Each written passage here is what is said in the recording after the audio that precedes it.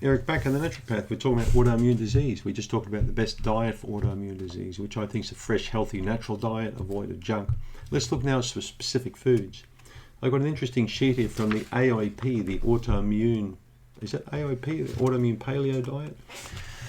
So some of the points I really like in it, some of the points I don't like in it. I'll talk more about this as well. So as I mentioned, the primary meats I feel will be free range. I think fatty fish is one of my favorites for autoimmune people, but a lot of people don't like that kind of stuff, like sardines, or that's why they need to take usually between 2,000 to 3,000 milligrams of fish oil capsules per day, which is a smart move if you've got autoimmunity.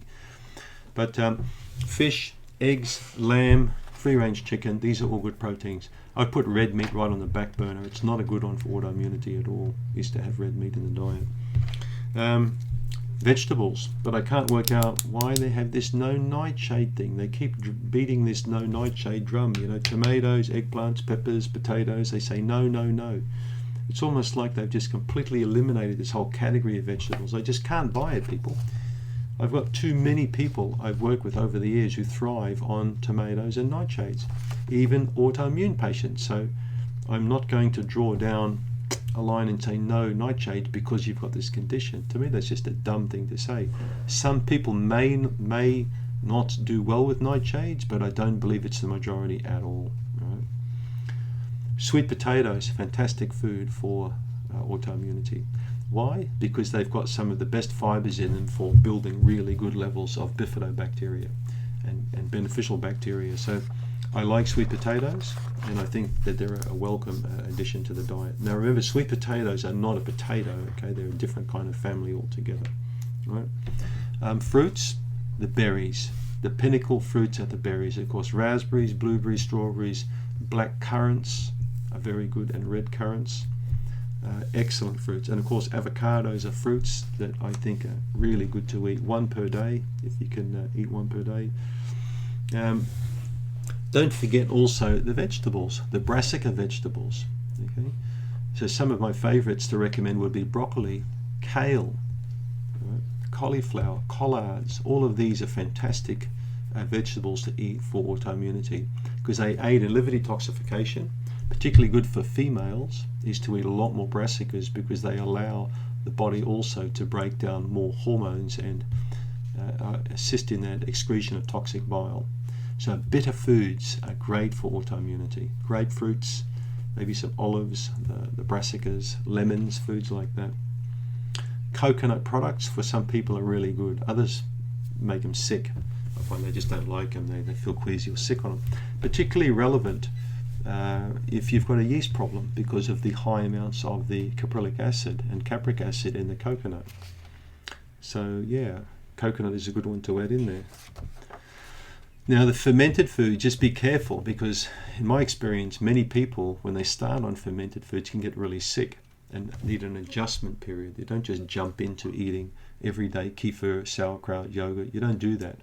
Some people eat all those three every day. It's way too much. Start with something small like a bit of yogurt and then gradually build up from there. All right? Watch your bowel motions and your gut comfort when you start a fermented food. That will be a good indicator for you too. But don't do too many things at once like this all at once.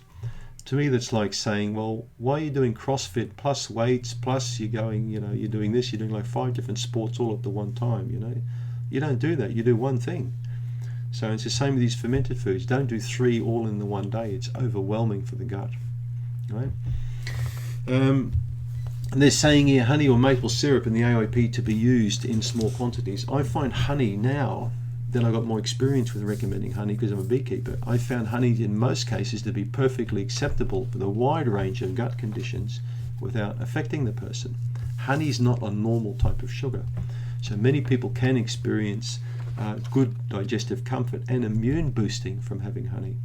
But people tend to freak out and say, oh, my candida is going to get worse.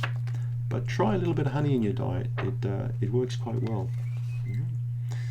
Green teas, of course, bone broth. Everyone beats the bone broth drum to death now. I mean, people like me have bone broth since you were babies. It's not, we never saw it as a fad back then. It was a normal part of our diet, but now everyone talks about it. So chicken soup or chicken broth. If you're watching this in the States now, it's winter time, so now's a good time to get casserole pot out and have those nice cooked meals. Vinegars they talk about here as well, and I like vinegars in the diet. We eat lots of balsamic vinegar.